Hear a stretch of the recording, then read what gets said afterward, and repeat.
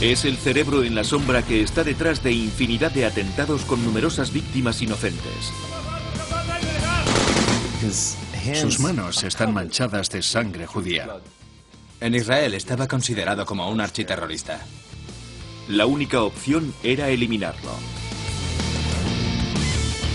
La operación es encomendada a la unidad de las Fuerzas Especiales de Élite israelíes. Sayeret Matkal en Israel es toda una leyenda, un mito. Pero con su objetivo oculto en un país enemigo a 2.400 kilómetros de Israel, esta será una de las operaciones más ambiciosas jamás montadas. Tenían que ir, matarlo y salir de allí. El asesinato perfecto. Esta es la verdadera historia de la misión de Sayeret Matkal para matar a Abu Jihad.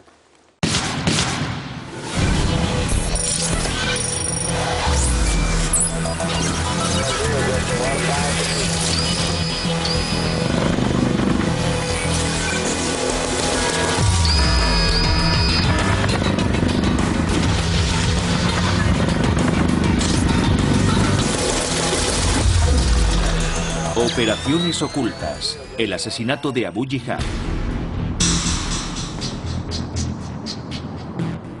Frontera entre Israel y Egipto, 7 de marzo de 1988. Al abrigo de la noche, 3 terroristas se infiltran en la frontera israelí.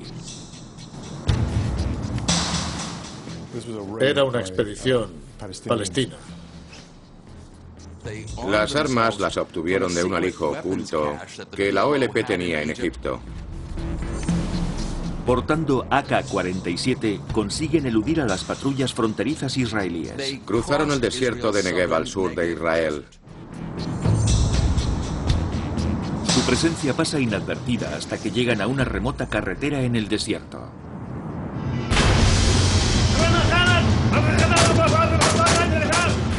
Secuestran un vehículo a su paso.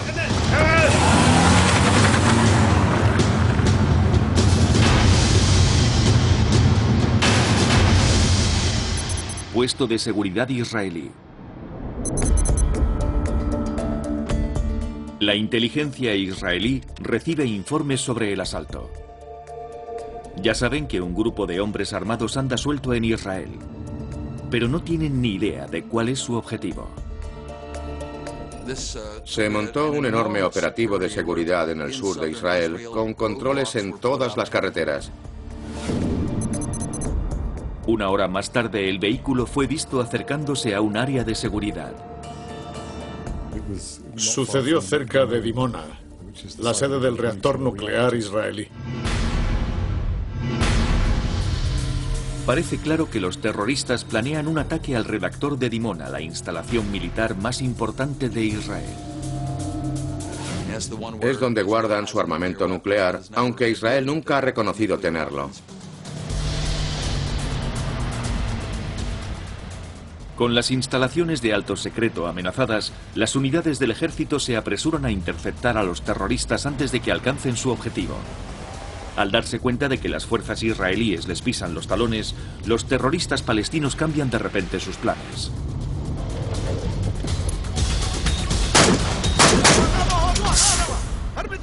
El grupo secuestró el autobús que llevaba a los trabajadores del reactor nuclear de Dimona de vuelta a casa. Algunos de los pasajeros consiguieron escapar, pero 11 se quedaron atrapados. 10 de ellos mujeres.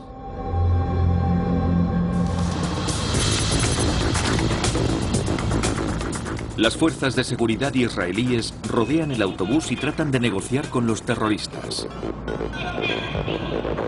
Pero los terroristas no están interesados en negociar. Entonces apuntan con las armas a los rehenes.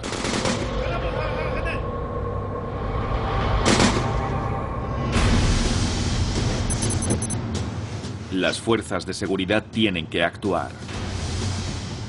En ese momento eres consciente de que urge una respuesta inmediata para evitar que muera más gente.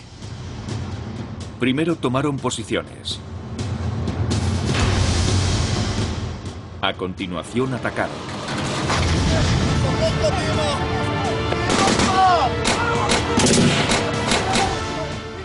En cuestión de segundos, los soldados israelíes abordan el autobús y matan a los 3 terroristas.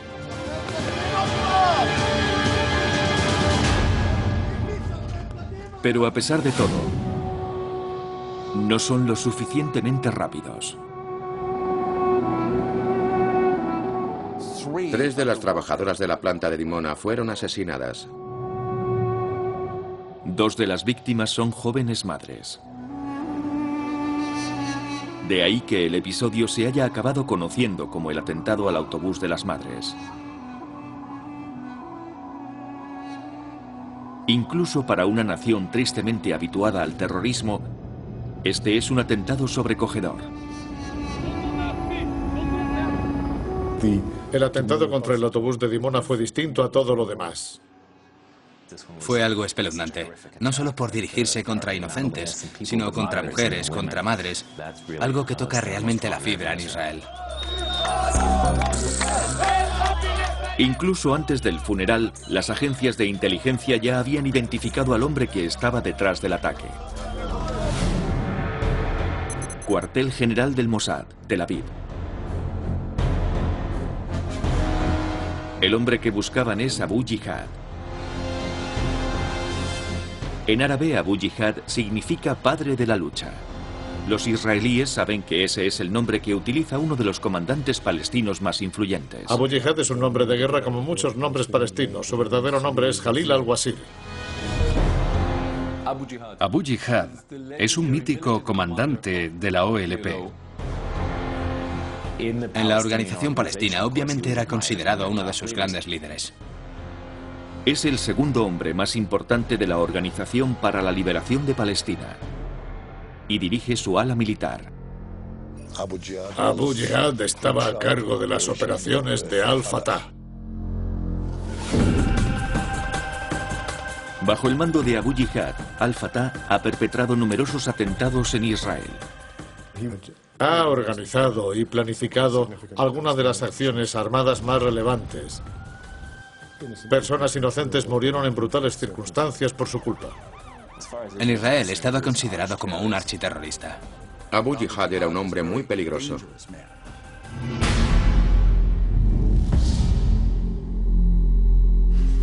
Abu Jihad supone tal amenaza que Israel lleva ya 20 años intentando eliminarle.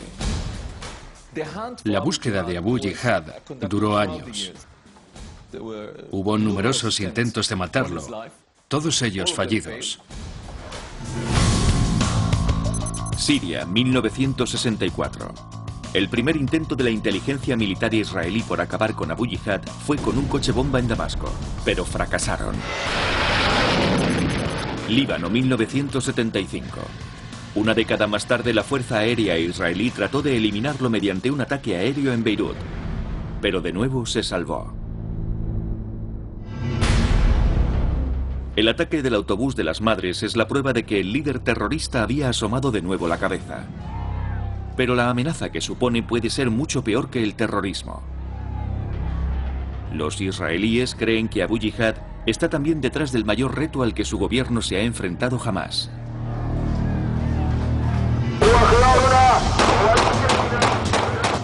En Israel, los palestinos se han levantado y su revuelta dura ya 3 meses. Había protestas contra el gobierno. Grandes multitudes, a menudo de gente joven, lanzaban piedras a las fuerzas israelíes y la situación presentaba aspectos de levantamiento armado. El ejército se había desplazado a la Franja de Gaza y lidiaba con una inmensa oleada de protestas.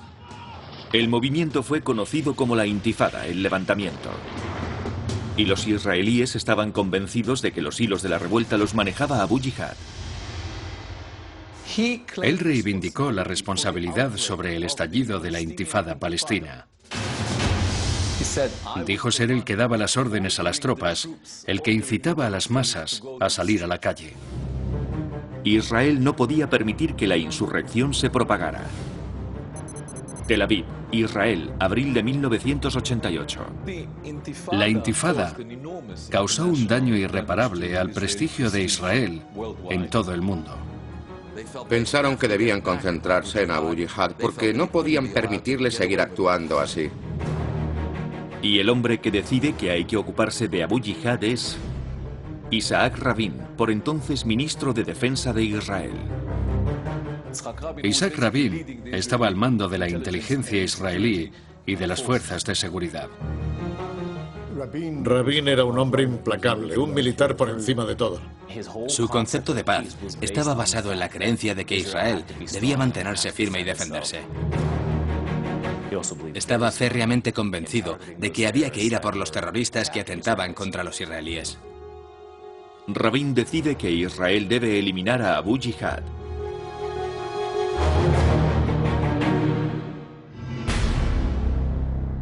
Pero no tarda en surgir el primer problema.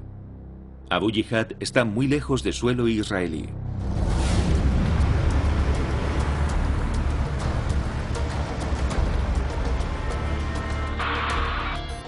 La inteligencia israelí ha seguido el rastro de Yihad hasta Túnez, al norte de África, a 2.400 kilómetros de Israel. La ciudad es el nuevo cuartel general de la Organización para la Liberación de Palestina. Allí estaba la sede de la OLP, muy lejos de Israel, en la costa de África. Abu Jihad, junto con otros líderes palestinos, había establecido su residencia en un tranquilo barrio de la capital tunecina. Vivía con su familia en un palacete, en un barrio junto a la playa de Túnez. Estando tan lejos de Israel, Abu Jihad se sentía tranquilo y seguro. No pensaba que la inteligencia israelí pudiera llegar tan lejos y a un rincón tan remoto. Pero se equivocaba.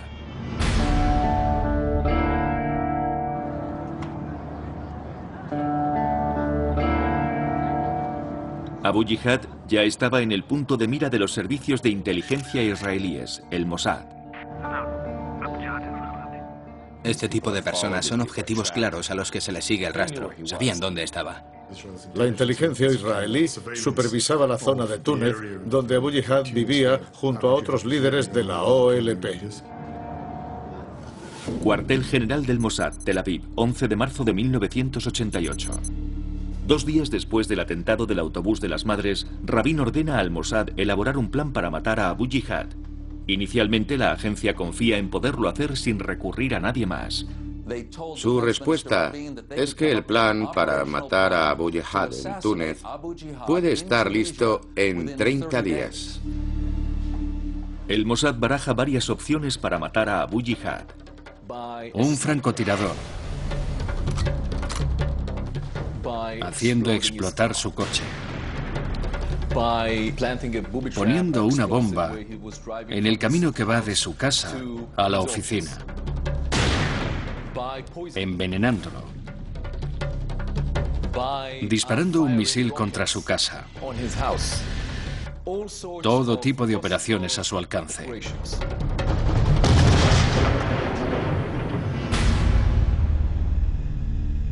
Pero Rabin las rechaza todas. Ninguna de las opciones garantiza la muerte de Abu Jihad. La intifada sigue con toda su intensidad. No pueden permitirse volver a fracasar. Por lo que a Rabin respecta, solo hay una manera de asegurarse el éxito: matarlo a quemarropa. Se decidió que Abu Jihad sería asesinado en su casa. Pero matar al jefe militar de la OLP en su propia casa a 2.400 kilómetros de Israel no va a ser una tarea fácil. Es mucho más difícil eliminar a alguien en Túnez de lo que hubiera sido hacerlo a 20 minutos en avión de Israel. De modo que, al final, el Mossad tuvo que reconocer ante Isaac Rabin que ellos solos no podían hacerlo. A pesar de ser bien entrenados asesinos, introducir un equipo especial en la casa de Abu Jihad sin ser descubiertos está fuera del alcance hasta del Mossad. Así que Rabin recurre a una brigada de operaciones especiales secreta conocida por su capacidad para eliminar enemigos israelíes allí donde se escondan. Cuando Israel quiere atacar, sus líderes recurren a una unidad especial del ejército. La primera candidata para acometer la misión de matar a Abu Jihad es la Unidad de Reconocimiento General del Estado Mayor. Pero en Israel la conocen por otro nombre.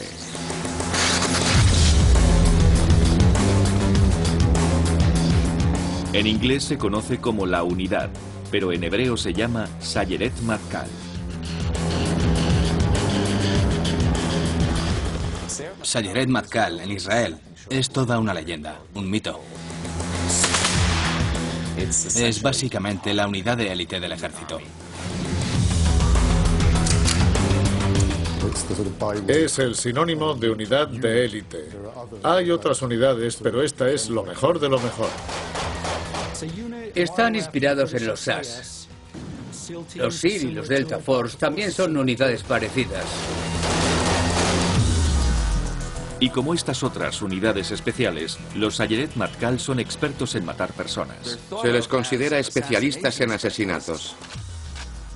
Están dispuestos a sacrificar cualquier cosa por su país.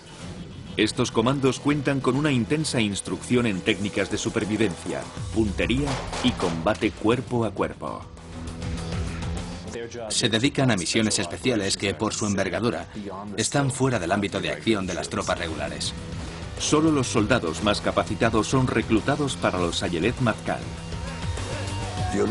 Para una unidad tan de élite, se necesitan personas que puedan concentrarse en milésimas de segundo y tomar decisiones inmediatas. Necesitas personas que no bajen nunca la guardia. A estos hombres les precede la reputación de ejecutores implacables.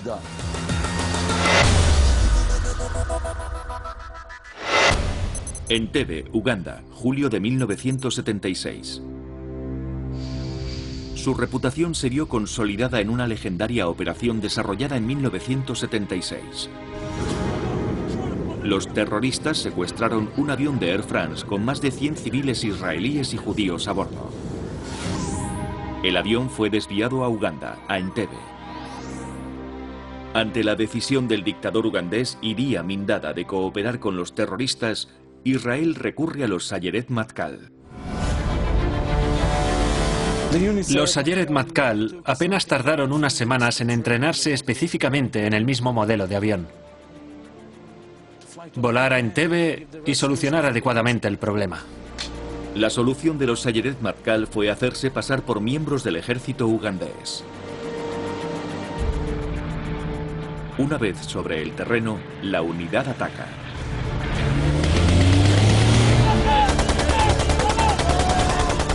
Se trasladaron a miles de kilómetros de Israel para realizar una misión antiterrorista. Había que matarlos y escapar sanos y salvos. 102 rehenes fueron rescatados y devueltos a Israel. Solo hubo 3 víctimas civiles.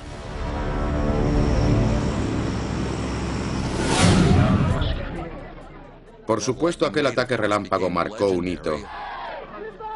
Fue el origen de la leyenda de los Sayeret Matkal como unidad de élite.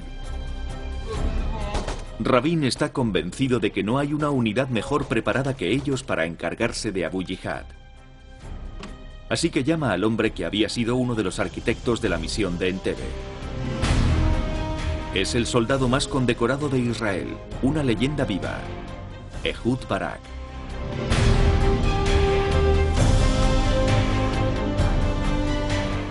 Ehud Barak dirigió los Sayeret Matkal.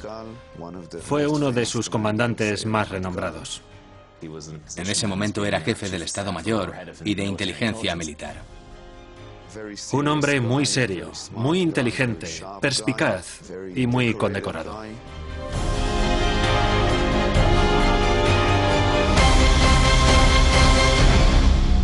Rabin le pide a Barak que elabore un plan para que los Sayeret Matkal asesinen a Abu Jihad. El plan se conocerá como la Operación Demostración de Fuerza. Barak demostrará en ella una de las marcas de identidad de los Sayeret Matkal, la meticulosa planificación. La clave radica en averiguar hasta el más mínimo detalle de las condiciones sobre el terreno. Ellos, mejor que nadie, saben la importancia de la inteligencia de una buena inteligencia. A pesar de la distancia, si todo se planificaba con antelación, había una probabilidad razonable de que saliera bien. Primero, Barak dispuso que el Mossad enviase más hombres a Túnez. Túnez, República de Tunisia.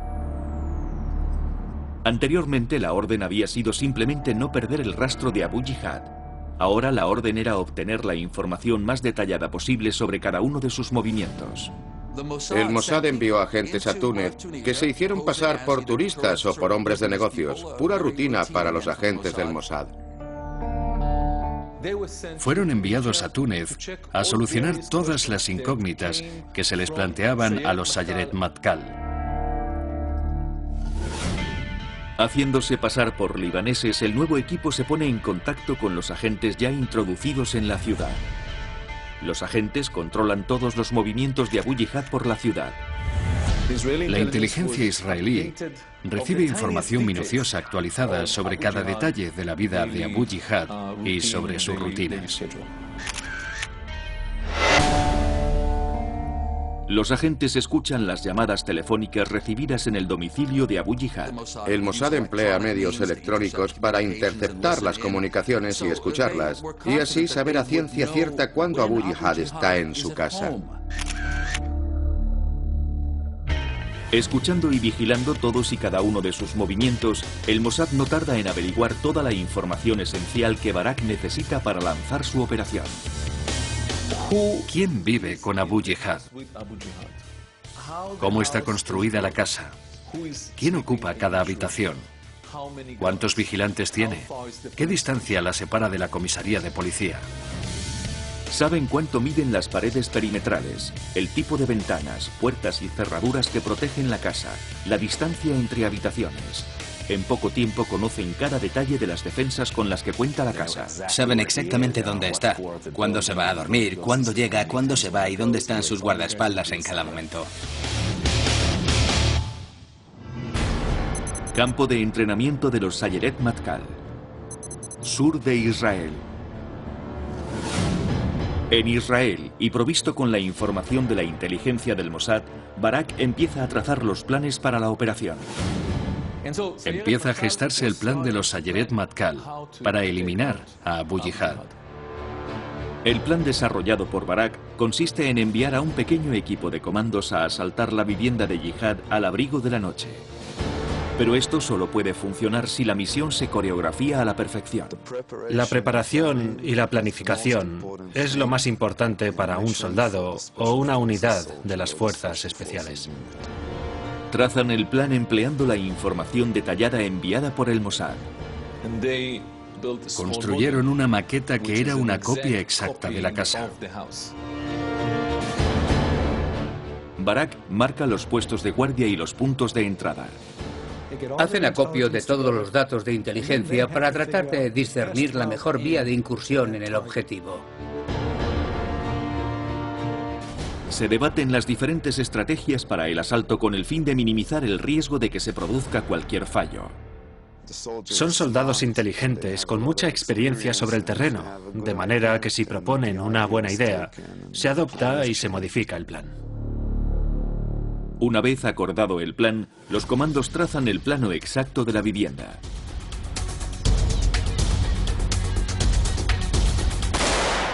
Y practican el asalto una y otra vez.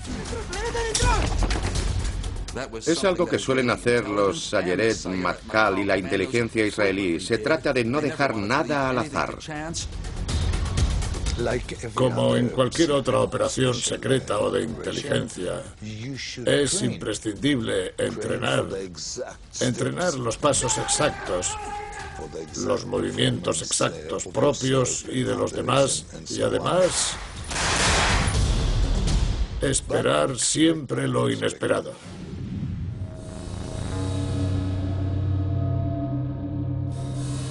La siguiente fase es practicar la misión en condiciones reales. Los Sayeret Matkal pidieron a algunos vecinos de Israel que se les prestaran sus hogares cerca de la playa para las maniobras. Eran casas muy similares a la de Abu Jihad. Practicaron el asalto una y otra vez antes de poner en marcha la misión. Cuartel General del Mossad, Tel Aviv. Mientras los comandos se entrenan, Barak tiene su atención concentrada en un asunto crucial: hacer llegar a los comandos sanos y salvos y en secreto hasta Túnez, a 2.400 kilómetros de allí.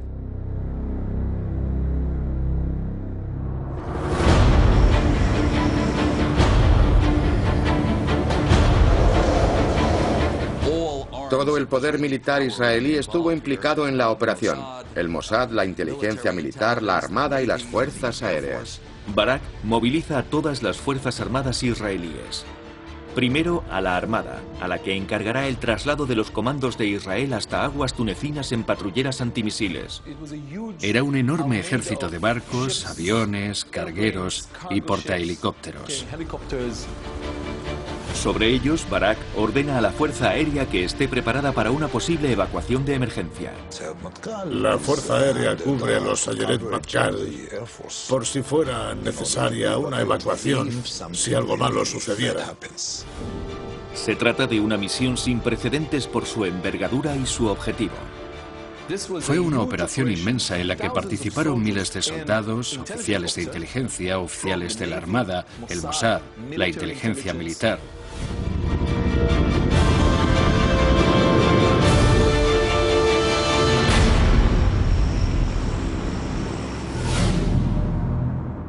Una vez organizada la manera de trasladar los comandos a Túnez, Barak se centra en un problema muy concreto.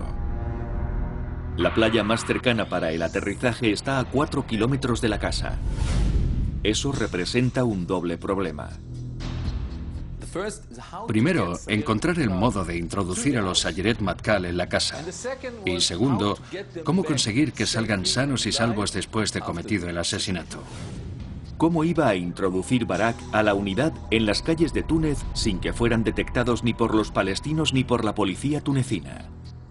No hay que olvidar que Túnez es un país árabe y no un estado democrático. Era una especie de estado policial lejos de Israel.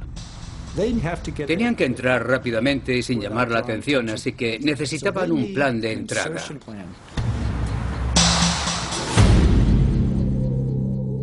Barak idea una ingeniosa manera de introducir y sacar a los comandos de la casa sin ser detectados.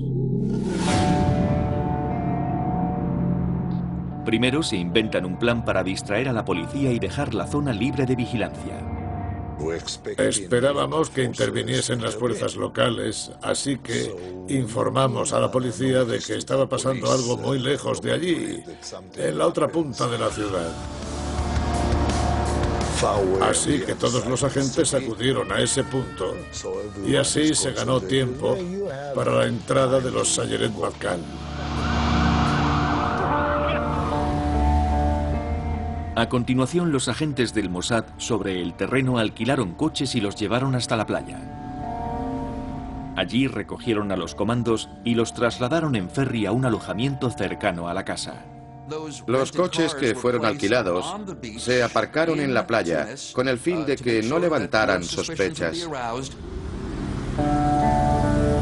Los agentes del Mossad aparcaron los coches cerca de la residencia de Abu Jihad. Los comandos tendrían que recorrer los últimos metros hasta la casa a pie. Ese sería el momento de mayor vulnerabilidad. Para que ese recorrido fuera seguro, Barak recurre a sus propias experiencias. Beirut, Líbano, 9 de abril de 1973. 15 años antes, Barak había participado en una de las misiones más reconocidas de la historia de los Sayeret Matkal. La unidad fue enviada a Beirut, al corazón del territorio enemigo. Les habían encomendado la misión de matar a los autores del asesinato de 11 deportistas israelíes en los Juegos Olímpicos de Múnich. Para infiltrarse en la ciudad de incógnito, Barak y sus compañeros emplearon un camuflaje muy poco habitual. Algunos se disfrazaron de mujer para evitar las sospechas que hubiera levantado un grupo de hombres caminando por la ciudad. Siempre es más común encontrar un grupo de hombres y mujeres. Los disfraces permitieron a la unidad dispersarse por la ciudad sin ser detectada y lanzar ataques múltiples sincronizados.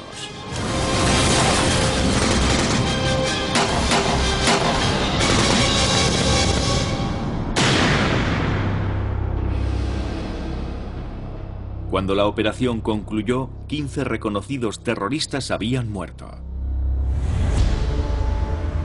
El equipo de Barak utilizaría la misma treta en Túnez para llegar hasta la casa de Abu Jihad sin ser detectados. A los israelíes les pareció que el truco podía funcionar también en Túnez, a 2.400 kilómetros de distancia, así que representaron de nuevo el mismo guión. Con eso, a Barak ya solo le quedaba una última decisión por tomar: elegir al hombre que lideraría la misión. Y eligió a Nathum Lev, subcomandante de los Sayeret Matkal. Nathum Lev, su subcomandante, uno de los hombres más valientes y con mejor reputación de los Sayeret Matkal y que más funciones había desempeñado en la unidad, fue el elegido para encabezar la operación.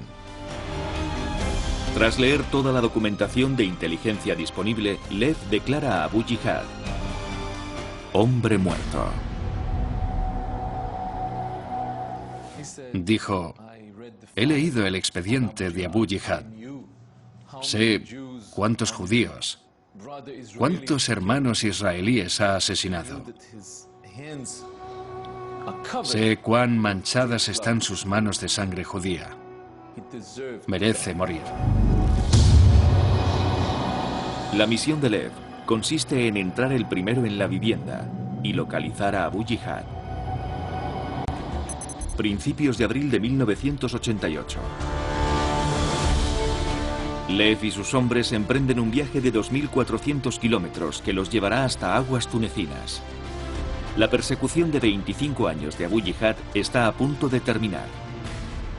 En una base militar del sur de Tel Aviv, un avión de pasajeros especialmente adaptado despega rumbo a Túnez. 16 de abril de 1988. Los israelíes utilizaron un avión de guerra electrónica, un Boeing reconvertido.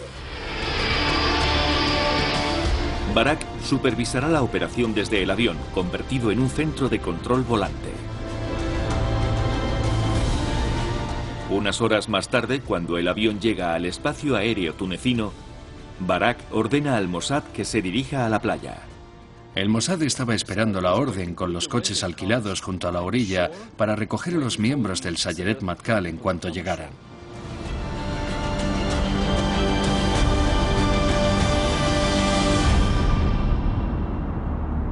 Con los agentes del Mossad en sus puestos, se da la orden a los Sayeret Matkal de avanzar hasta la costa. La flotilla 13, los SEAL israelíes, es la encargada de conducirlos hasta la orilla.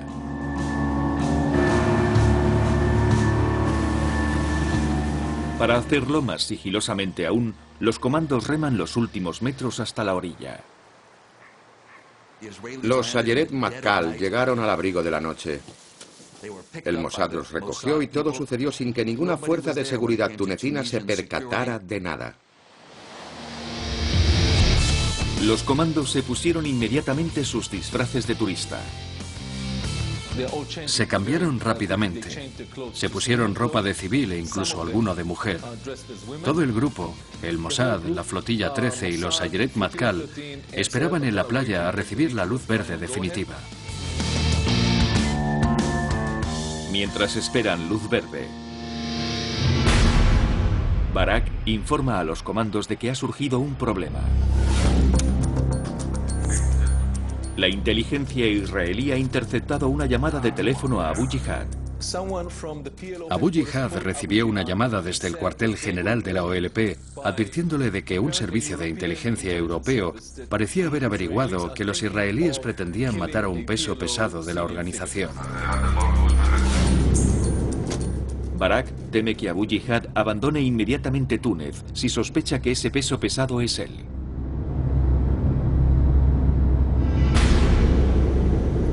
Los israelíes temen que Jihad se tome en serio la amenaza. Barak solicita un informe al equipo del Mossad que vigila la residencia de Jihad para saber si está en casa o ha huido de Túnez. Los agentes le informan de que su coche ha sido visto entrando en la casa, pero no pueden confirmar si Abu Jihad está dentro. Ven a gente entrando y saliendo de la casa de Abu Jihad, pero no le ven la cara a nadie. Mientras Barak espera a saber con seguridad dónde se encuentra Abu Jihad, ordena a los agentes del Mossad apostados en la playa que trasladen a los Sayeret Matkal hasta la residencia de Jihad. Rápidamente se produce el traslado de los Sayeret Matkal desde la playa hasta la residencia de Abu Jihad. Alrededor de la 1 de la madrugada, 3 vehículos en los que viajan los comandos israelíes llegan al barrio llamado Sidi al-Sayyad.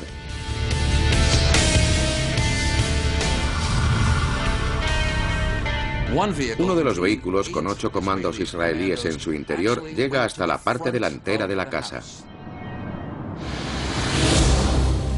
Pero Barak no puede ordenar a los comandos que lancen el asalto.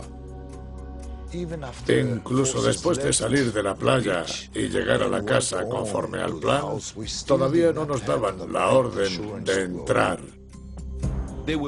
Esperaban a recibir la orden definitiva de los comandantes de la operación, confirmando que Abu Jihad estaba en la casa. Las que van a oír son las grabaciones auténticas de las comunicaciones secretas que mantuvieron las unidades mientras esperaban la orden de proceder. Bogart, this is Richard. I want to tell you it is possible that there are some people who are not sleeping in the office. Okay, Richard, I understand. Utilizaban nombres en código y hablaban en inglés y no en hebreo por si alguien estaba escuchando. Los comandos israelíes, sentados con pistolas y subfusiles entre las piernas, esperaban la señal de atacar. Sin la absoluta certeza de que Abu Jihad está en casa, Barak no puede dar la orden de atacar. Le aseguró al ministro de Defensa que averiguarían con toda seguridad si Jihad estaba en casa o no antes de lanzar el ataque.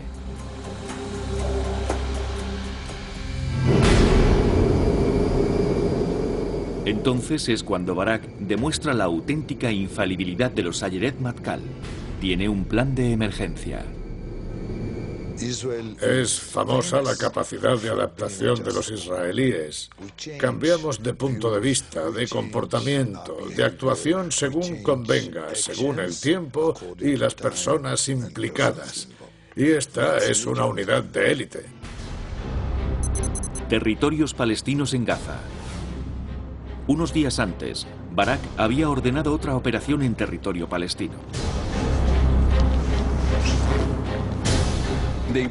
Asaltaron una vivienda en Gaza y arrestaron a un pariente lejano de Abu Jihad, que era abogado. Desde una base subterránea secreta en Tel Aviv, se realiza una llamada a la residencia de Abu Jihad con una línea desviada específicamente. Estaba manipulada para que pareciera que la llamada era desde Italia al despacho de Abu Jihad, el que tenía en su propia casa. Un agente israelí es el encargado de realizar la llamada y de hacerse pasar por un palestino que informa a Jihad de la detención de su pariente. Llamó gritando, alterado, pidiendo ayuda a Abu Jihad porque habían arrestado a Abu Rahma. Estos malditos sionistas han arrestado a Abu Rahma y lo están torturando. Entonces escucharon la voz al otro lado de la línea. Dijo que quién era y le pidió que se tranquilizara, que ellos se encargarían de todo, que iban a ayudar a Abu Rahma y que no se preocupara. El agente debía mantener a la persona hablando al teléfono. Escuchando había 3 expertos en árabe entrenados específicamente para reconocer la voz de Abu Jihad. Cada uno de ellos tenía que levantar la mano cuando estuvieran seguros al 100% de que la voz que escuchaban al otro lado de la línea era la de Abu Jihad.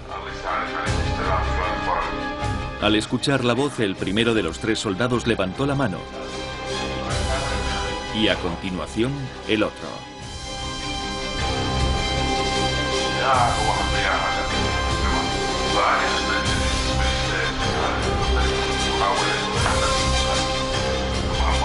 Por último, el tercero hizo lo mismo.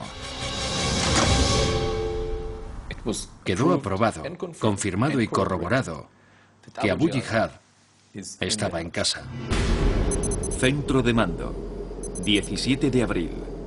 Por fin Barak puede dar la orden de atacar.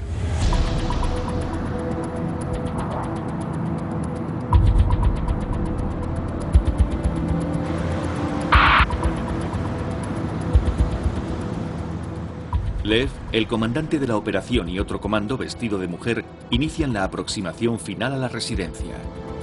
Haciéndose pasar por una pareja de enamorados, caminan hasta las populosas calles. Ocultos a plena vista de todos, nadie sospecha de aquellos dos hombres. Su misión, acercarse a la casa sin llamar la atención y dejar fuera de combate al guardia de la puerta. Eran una pareja caminando por la calle con una caja de bombones en la mano.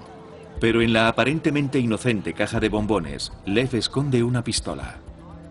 Llevan un arma escondida en la caja de bombones. No iban a llevarla en una funda a la cintura ni alrededor del pecho. Lev y su compañero se aproximan a la entrada de la casa, donde el guardia está sentado en el Mercedes negro de Abu Jihad. Se acercan al chofer de Abu Jihad, que era uno de sus guardaespaldas y estaba sentado dentro del coche.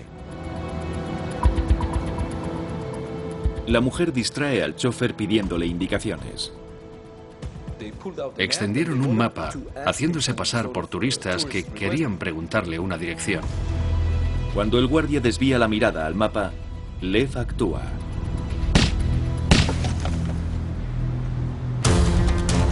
Entonces los comandos hacen también su movimiento.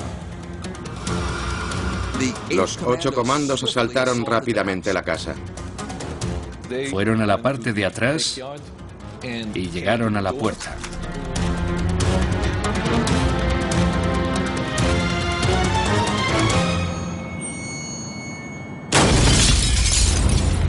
El ruido llegó a oídos de Abu Jihad en la planta de arriba.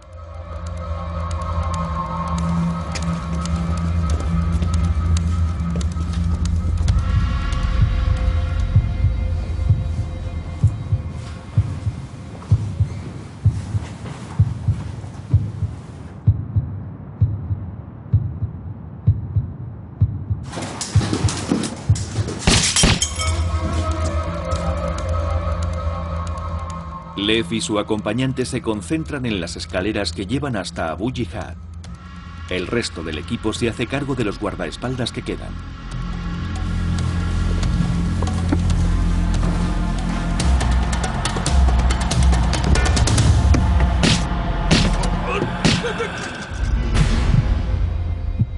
Con los guardaespaldas fuera de combate, Lev y su compañero se aproximan a su objetivo.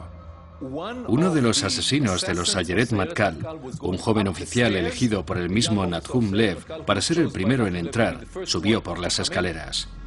El comando oye que hay alguien al final de las escaleras. Es Abu Jihad o un miembro inocente de su familia. El comando sabe que apenas tendrá un instante para identificar al objetivo.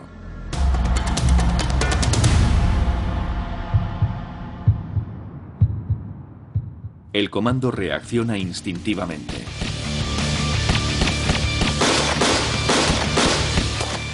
Y el resto de comandos de la unidad disparan también contra Abu Jihad. Abu Jihad recibe 70 impactos de bala. Sin embargo, su mano derecha, que era donde llevaba la pistola, queda prácticamente intacta. El tiroteo hace aparecer de repente a la mujer de Abu Jihad. Empezó a gritar: "Calas, Calas, vale ya, ¿no veis que está muerto?". A pesar de la tensión en la que todos estaban, la disciplina se impone. Hasta ante una situación inesperada, como fue la aparición de la esposa, la mujer no sufrió ningún daño. No disparamos incluso a pesar del riesgo de que nos atacara. En su lugar, Lev le ordena ponerse contra la pared. Una vez confirmada la muerte de Abu Jihad, los comandos se van. Cuando todo terminó, salimos corriendo a los coches, que nos llevaron de vuelta a la playa, y de ahí a casa.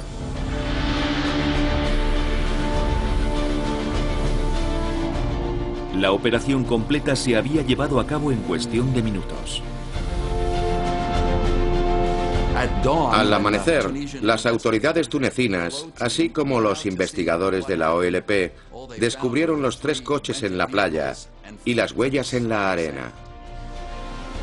Mientras viajaban de vuelta a Israel, Los comandos ya sabían que incluso para sus propios estándares, la operación demostración de fuerza había sido un éxito sin parangón.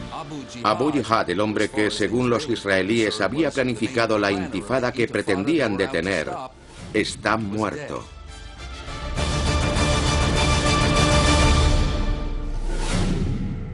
Pero la misión no había sido tan impecable.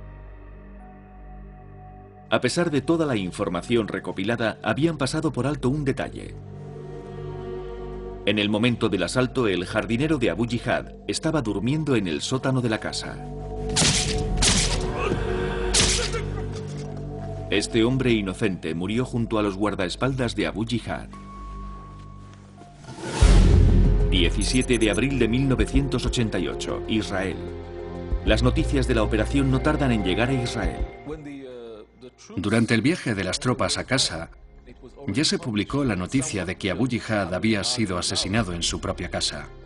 Israel nunca reconoció oficialmente haber matado a Abu Jihad, pero jamás hubo la más mínima duda al respecto de su autoría. Pero esta historia da un giro inesperado. La muerte de Abu Jihad no surte el efecto que Rabin había esperado. Estaba bien ser certeros matando a líderes palestinos, pero la OLP no iba a desaparecer por eso, y la intifada tampoco lo hizo. De hecho, la escalada de violencia empeoró.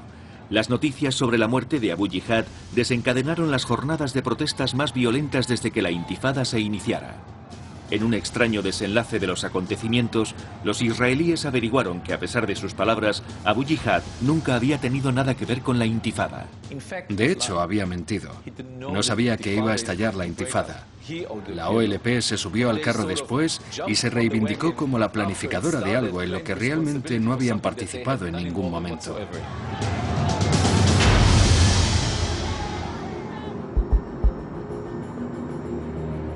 Y la reacción de los israelíes tampoco fue la esperada por Rabin. Todo el mundo reconocía que había sido una operación ejecutada a la perfección por nuestros chicos, pero al final, ¿qué efecto real había tenido en la situación? Ninguno.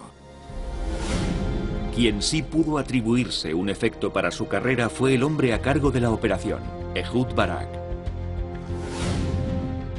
Ha tenido una carrera impresionante, sin exagerar. En los años que siguieron a la misión de Túnez, Barak fue nombrado jefe del Estado Mayor. En 1999, el pueblo de Israel demostró su admiración por el Sayeret Matkal, eligiendo a su antiguo comandante como primer ministro de Israel.